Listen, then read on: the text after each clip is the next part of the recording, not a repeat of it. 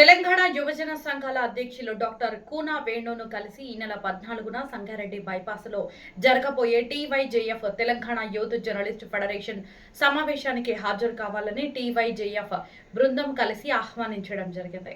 ఈ సందర్భంగా డాక్టర్ కూనా వేణు మాట్లాడుతూ ఈ సమావేశానికి అందరూ జర్నలిస్టులు హాజరై వారి సమస్యలపైన చర్చించి సమస్యల పరిష్కారం కోసం నిర్ణయాలు తీసుకుని ముందుకు సాగాలని అన్నారు.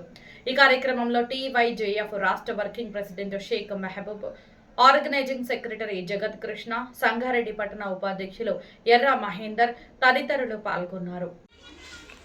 తెలంగాణ యూత్ జర్నలిస్ట్ ఫెడరేషన్ ఆధ్వర్యంలో 14వ తారీఖు రోజున విలేకరులకు సంబంధించినటువంటి ఆత్మీయ సమ్మేళన కార్యక్రమం ఉన్నది. నేటివ్ ఇండియా బైపాస్లో ఈ కార్యక్రమం జరుగుతుంది.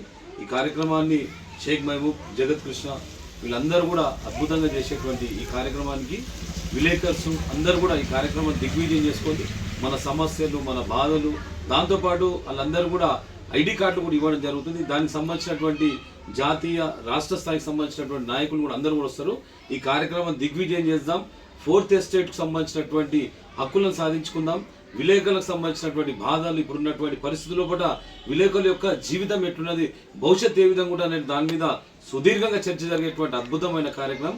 ఈ విలేకరులందరూ కూడా ఈ సదవకాశాన్ని ఉపయోగించుకొని దిగ్విజయం చేయాలని చెప్పేసి కూడా నేను తెలంగాణ యువజన సంఘం సభ తరఫున సవినయంగా తెలియజేసుకున్నాను. జై హింద్, జై భారత్.